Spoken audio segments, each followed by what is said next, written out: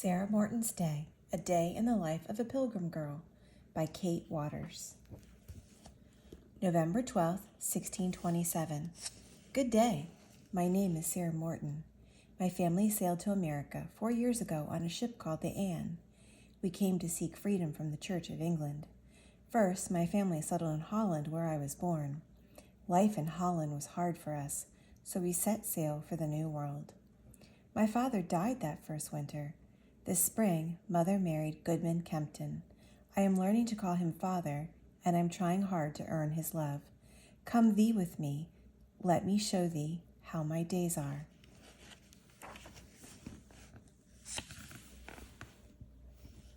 This is my village. It is called Plymouth Plantation.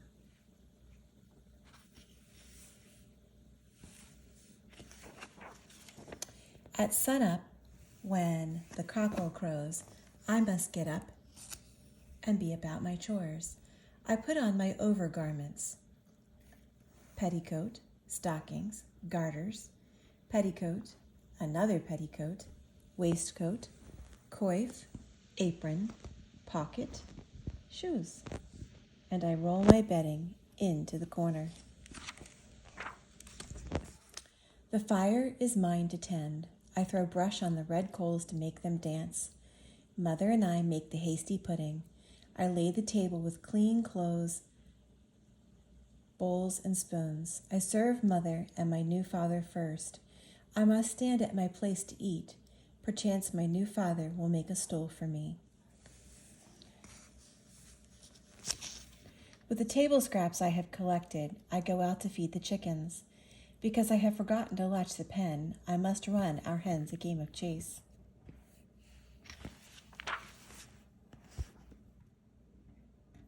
At milking time, I find my best friend Elizabeth Warren at the pen.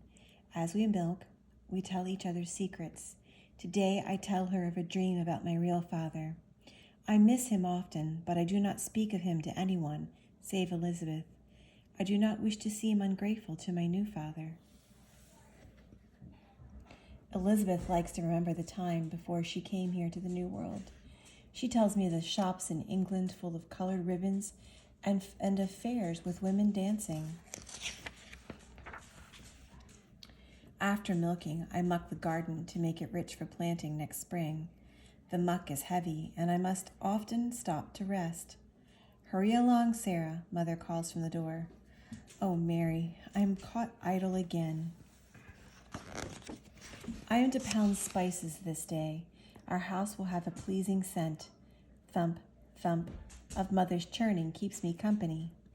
I wish I could tell Mother about my dream, but she is quiet today, and I have often enough gotten the rod for speaking out of turn. Next day, I prepare the midday meal. 17th century Indian cornbread. Boil 3 cups of water, stir in 1 cup coarse cornmeal grits, simmer until water is absorbed, stirring occasionally. Cool.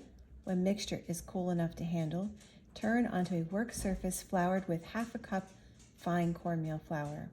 Work into 2 round flat cakes. Bake on a floured cookie sheet at 400 degrees for 3/4 of an hour. Here is the bread that Sarah made, but it probably would not taste very good to us today. When my father comes home for dinner, he seems pleased with the rich pottage and warm Indian cornbread that we have made. After dinner, it's time for my favorite task. I draw vinegar to polish the brass. If I am patient and rub the salt and vinegar slowly, the kettle will truly shine. Of a sudden, I hear a warning shot from the meeting house on the hill. It means a ship has been sighted. Perchance we will have some visitors on tomorrow's tide. I pray that they won't be people who wish us harm. Mother says I may fetch Elizabeth. We run to the top of the hill to see the ship. But it is still a tiny speck at sea. I dare not wait to see more. It is time for my lessons. My father thinks I show talent for learning. I am grateful, for in many families, girls are not spared from their chores for lessons. My fingers are clumsy around the chalk. but it gets easier. Someday I may be able to read Mother the letters she gets from her relations in England. After the lesson, Elizabeth is waiting for me. I show her my new father's gift. He has made me a knicker box. Elizabeth and I take turns shooting. We keep score with scratches in the sand. Today my marbles go through the arches more truly. Hers bounce back to me. I am winning, but the sun is beginning to lower, and I must get back to my chores. I feed the fire, to heat the pottage again, and milk the goats once more. The big brown goat is troublesome. The more I push, the more she kicks. I will have a mark to show from her tomorrow. As I return from milking, my new father is coming home. He has news of the ship. It carries visitors to our village. There is much talk about where to lodge them and how to portion out the stores. After we have eaten, my new father quizzes me on verses. I have been learning this one by heart since last Sabbath.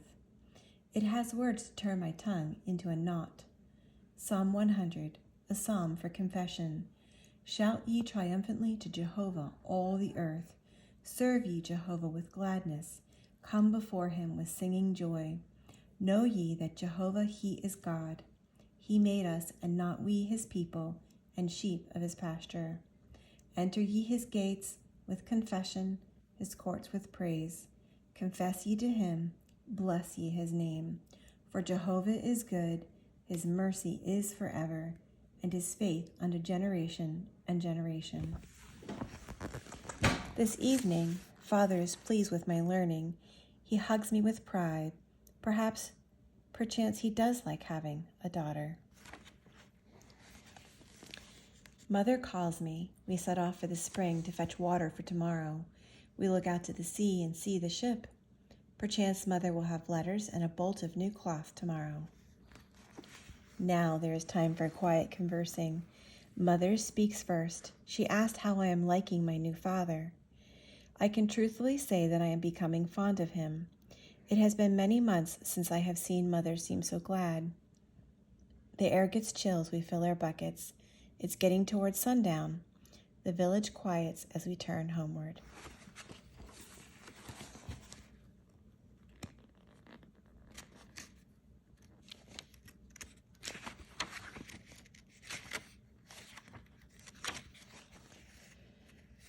Father and Mother talk in the candlelight. I bid them good night. I get my bedding ready and put my overgarments in the chest. Though I am almost grown, I tell the day's events to my poppet. I tell her about the ship in the harbor, winning knickers from Elizabeth, and my dream. The best of all, I tell her of my new father's pride and my learning. It has been a fine day. I say my prayers and thank God for his bounty. Fare thee well. God be with thee.